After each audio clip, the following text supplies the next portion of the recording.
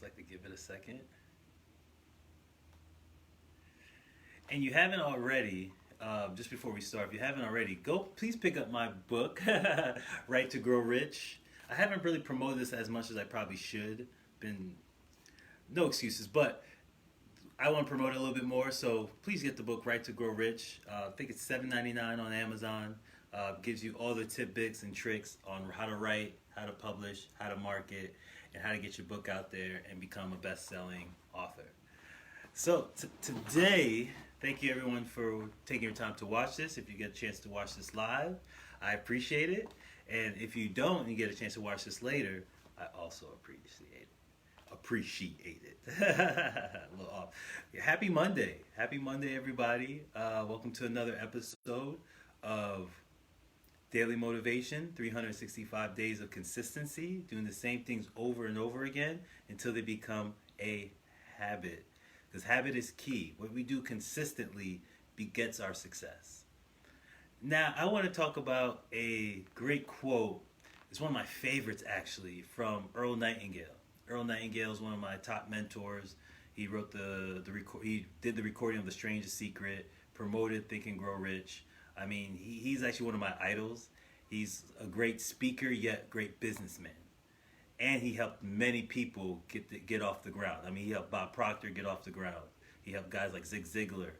And he's studied under Napoleon Hill. And he's such a great influencer. I thought he was just one of the best and one of the greatest radio voices you ever hear. And he said a quote, "No man can enrich himself without enriching others." And I love this quote, and it's one of those quotes that you really have to sit with. No man can enrich himself without enriching others. It's powerful. It's powerful. Because many times, we, especially people that are entrepreneurs and big business, even businesses, tend to only see the bottom line. And we see riches as, okay, an exchange. I gave you a service and you gave me income, which is great.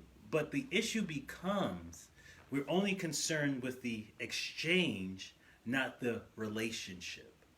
And what I mean is the more that a person becomes a raving fan of your product and service, and you become more concerned about that end user will always come back and they will tell their friends about you and refer you to them. I remember I went to an MMI with T. Harv Eker, and they sent me an email and asked me, "Hey, can you give us a testimony of what you thought about the workshop?" And I did. And I gave such a genuine testimony that they actually put my testimony on the website. A friend of mine hit me up. He's like, "Did you know you were on T. Harv Eker's website?" I was like, "No." But I was glad to be, because honestly, I was telling friends and family, there's so many people you can ask and say, "Man, yeah, Rich keeps talking about the MMI. But that's why T. Harv, at this point, can sit on his boat in Canada and chill out all year and still be making income. Why? Because people are raving fans of his product and service. See, the problem becomes when most people do not reach the abundance level is because I like to call it a bucket with a hole in it. It's a bucket with a hole in it. Hey, thank you guys for watching. Sometimes I can't see who's watching, but I appreciate you taking your time to do so. It's called a bucket with water in it, or a bucket with a hole in it. You imagine you keep pouring water into this bucket, but since it has a hole in it, water keeps coming out. So you're constantly filling in the bucket, constantly have to grind, constantly having to make more sales, constantly have to call. I know people that old. I've been doing it for years, 20, 30 years, and they still have to, I gotta get new customers. And the only reason why is because the customers that they had, they didn't fully pay attention to, fully gave their best to, fully make sure that they were happy as the end user. That becomes the problem. Because if the end user is not happy, they're not going to go around telling everybody about your product and service. They're not going to go around screaming your name from the top of the mountain saying, oh, you have to try these people. It's not going to happen. Hey, Karen, happy cowgirl from California. Hey, Karen, how's it going? Thank you for watching. Yes, please like, please share, please comment. If I can't see you, but I could definitely, hopefully see your comments when you put them. But again, it's comes back down to how do you treat your client when you're with them? And how satisfied, hey Terry, how's it going, brother? And how satisfied are they when they're with you? I know there's editors writing my book I only worked with once. There's illustrators I only worked with once. There's people that done my video media I only worked with once. Why? Yes, maybe the service was okay, but I wasn't satisfied. Sometimes I never even got a follow-up. Hey, how did you like my product and my service? Was it good? How could I made it better? And sometimes I've asked people ask me that and I told them and they get offended. And I'm like, okay, well, you asked me for the feedback. But instead of taking that feedback as, okay, how do I keep improving myself? Instead of doing that, they get offended or they don't even ask. And they have this erroneous idea that, oh yeah, if I give him the service, he's good. She's good. But that's not always the case, right, Karen? Right, Jazz? Right, Terry? That's not always the case. You ever have a product and service and you're completely unsatisfied? And you left as a client, as a customer, you left. Now what happened? That person has to go replace you. And that's where the constant grind comes from. That's not abundance. That's not abundance. Right, Terry? It's not abundance. Abundance is when your product and service are flowing so well and you're always improving yourself so well. Right, Karen? You're always improving yourself so well that people are going around saying, man, you got to deal with this person. You have to go with this guy. You have to go with this girl. You have to go with this company. I'm telling you, this is the bee's knees, the best on the market. You have to go. See, I'm going to tell you who makes abundance. Jeff Bezos is one of, I like Jeff Bezos. I love Amazon. And I remember listening to an interview with Jeff Bezos. And they asked him, what kind of business are you in? He said, we're not an e-commerce business. We're not a marketing business. We're not even a store. We're a customer service business. A customer service business. That's why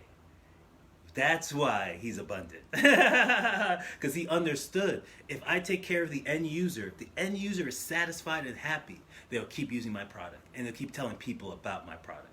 Hey, I saw some other people come on. If I can't see you sometimes, but please leave a comment so that way I can shout you out. Because sometimes it don't let me see it. But when Jeff Bezos said that, it clicked to me. Because I understood why he was abundant. When I look at bigger companies, Wix is one of my companies I like to use because they're such a customer-driven business. They make sure the end user is good. And even when the end user is not asking for it, they keep saying, how can I innovate? How can I make this better? They're always asking for feedback. I get emails from them all the time. Hey, I saw you, you've been a year using our product. How did you like it? How can we make it better? How can we improve on it? Why? Because your abundance comes from the end user. If we take our ego out of it for a moment, and say, okay, it's not for me, it's for the client. How can I make this better for them? How can I give abundantly to them? Because they'll always bring that back to you. If no man can enrich himself without enriching others. Even when you look at a woman like Harry Potter, who wrote Harry Potter, I'm sorry. That's a customer service because those kids love that product. It's not even a like, they love it. I know this girl that had stacks of the books. And she's like, oh yeah, I love the books. I read them all the time. But her aim was to satisfy that end user.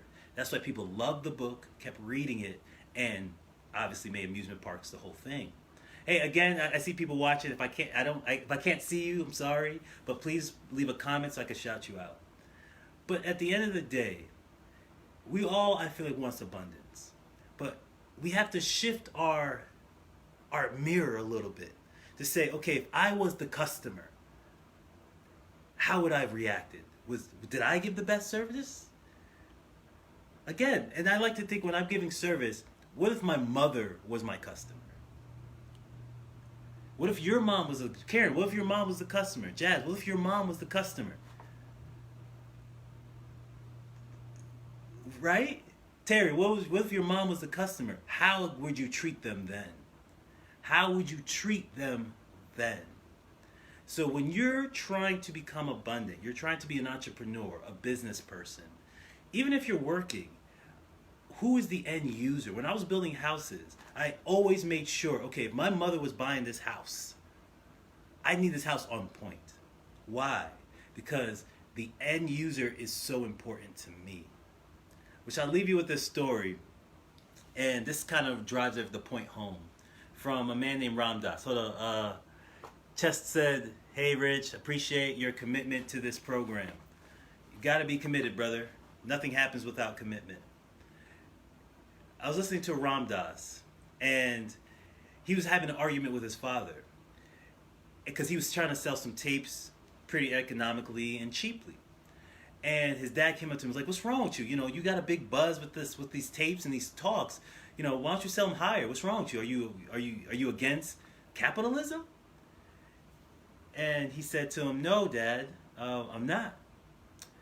But instead of trying to convince him to see it his way, he asked him a question. He said, "Didn't you finish trying a case for Uncle Henry?" He said, "Yeah." He said, "Did you win?" He was like, "Yeah, absolutely. I won. It was a tough case." He's like, "You worked hard on it, didn't you?" He's like, "Yeah, I worked super hard on it." He said, "I bet you charged them a large fee." He said, "No, I didn't charge them a large fee. That's my brother-in-law." And then Ramdas said, "Well, that's my predicament. Everybody's my brother-in-law. Who am I going to screw over?" And I feel like that mindset of making sure the end customer, the end user, is satisfied and happy and positive with your program, with your product, people will come from across the world to come see you. When I think of guys like Dr. I'm having a brain fart. But a preacher that lived in Bahamas, that people came all over the world to come see him speak in the Bahamas. Why? He didn't have to go to them. They came to him because he was so good at making sure that his skill set, his speaking, his programs was so on point that people were traveling and say, "Man, you have to come see him." That's how you become abundant. No man can enrich himself without enriching others.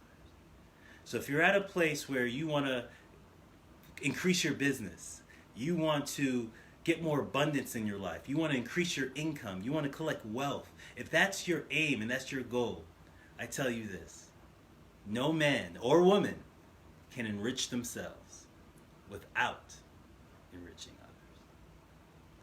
Again, this is Rich Fontaine with Power of Self Entertainment. Terry, I appreciate it. Chest, I appreciate it. Sorry, but I call you Chest because I don't want to ever bush up your first name, brother. Karen, I appreciate it. Jazz, I appreciate it. Terry, I appreciate it. And everyone else that had a chance to watch this, I also appreciate it. Either you could agree with me or not agree with me, but either way, I feel this was a successful conversation. Love is love, and I appreciate all of you. Have a blessed and wonderful day. Namaste. Thank you, Jazz, for the love.